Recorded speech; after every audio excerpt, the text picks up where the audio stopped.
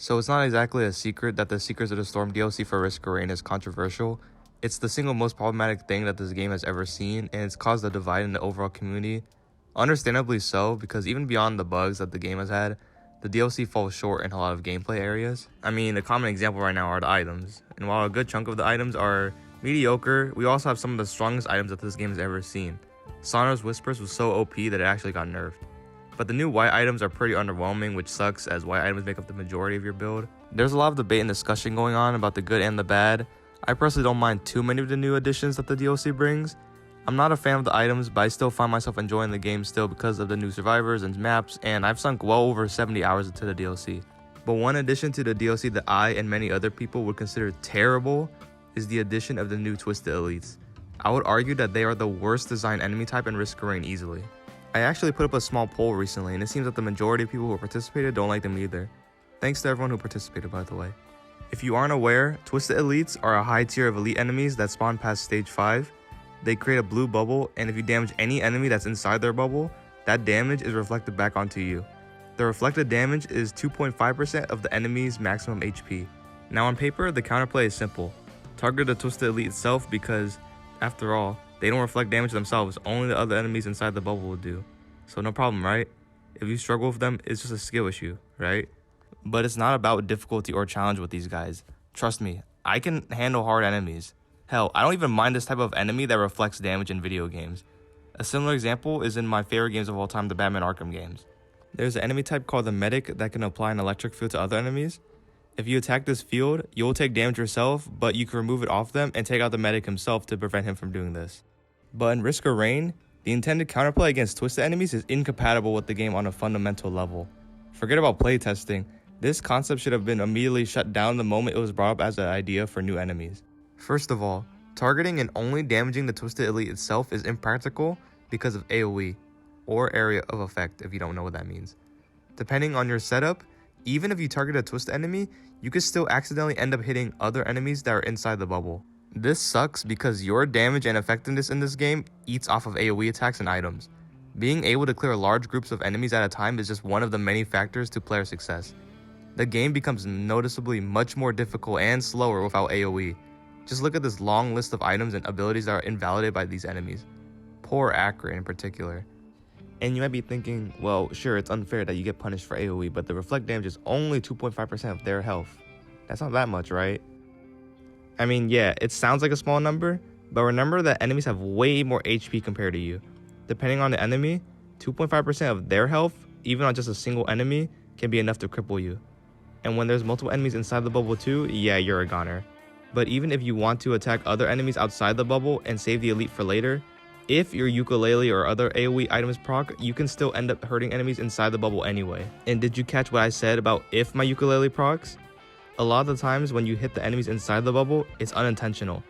That's another huge reason for why they're poorly designed and unfun. Not only do they punish you for having AoE, but they punish you if your items that you have zero control over procs and hurts enemies inside the bubble. Just look at this gameplay footage. Does it look like I have control over what's happening? I have never been killed or gotten low health by a Twisted enemy by my own intention. Maybe the first time I fought them, yes, of course, I got myself killed because I wasn't aware of what they did. But every other time, it was because my items that I have zero control over got me buried. And did you know that they can spawn with their bubble up immediately? So sometimes, you'll just be attacking something else, they'll pop up and cover up whatever you're attacking with their bubble, and then you take damage or die. Also, I would argue that Twisted enemies serve zero purpose and don't actually contribute anything meaningful to the difficulty of a loop. If I had to rack my brains for why anybody at Gearbox thought they were a good idea, I guess they want to make loop-to-runs harder and they want to punish you from getting too strong. Or maybe they just wanted to have an enemy that's still dangerous and keeps you on your toes even in a god run.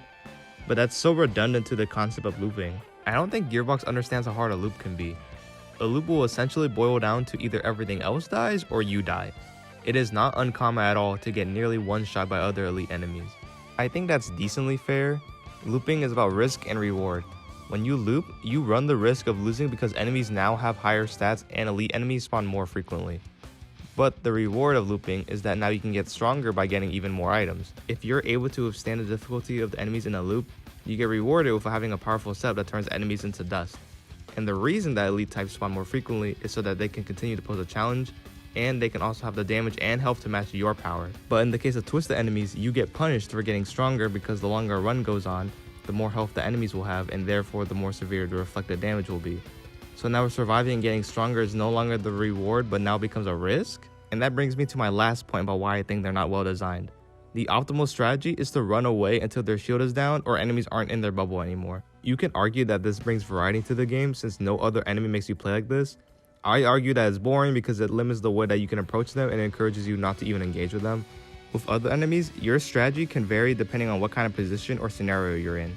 When I see a void enemy, I'll want to take them out immediately and engage with them because they're a threat, obviously. Then I have to chase and kill the void infestor to prevent it from corrupting anything else. I try and fight at a distance from blazing elites so I don't risk getting burned. I prioritize the mending enemies so they stop healing the boss. Kill the celestial enemy to reveal everyone else inside their bubble, and you see what's happening here? I'm actually engaging with the enemy and fighting them. But when twisted enemies are on the battlefield with their bubble up, it doesn't really matter if your cooldowns are down or your HP is max or your HP is low or whatever scenario you're in. Your options basically boil down to 1. Running away and waiting for the bubble to go away, or baiting the other enemies to slowly make their way towards you. 2. Running away if you're low because one attack to an enemy inside their bubble will kill you. 3. Don't even engage with them and go fight other enemies.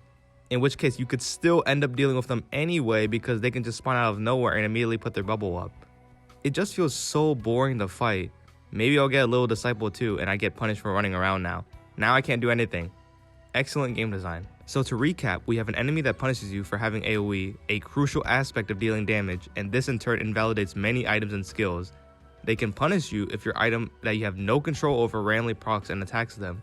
They punish you for getting stronger and basically forces you to run away or disengage, whereas basically every other enemy doesn't. These enemies fundamentally do not work in Risk or Rain.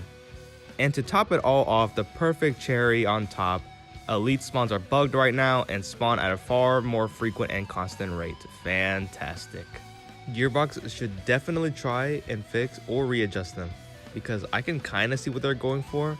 They wanted an enemy that could punish you for having a ton of items and high damage proc chains. Maybe they could change it so that you have to be in the bubble to take damage. They could greatly reduce the reflect damage itself, or maybe they could add a delay so you don't immediately take the reflect damage. Maybe items no longer count as you attacking other enemies, something along those lines. They could even change the effect to something else entirely different. Like, I saw this idea being thrown around, what if the bubble gave all enemies inside it a stupid amount of damage reduction, like 80% or 90%? That would still gimp your damage without making you explode in 2 seconds. Whatever the end result is, they need to be adjusted really badly, and if nothing ends up working, you can just delete them from the game. It's not like anyone would really miss them. Also, here's a little bonus segment about the other elite type that was introduced, Gilded. And they're pretty bad too for similar reasons as Twist enemies.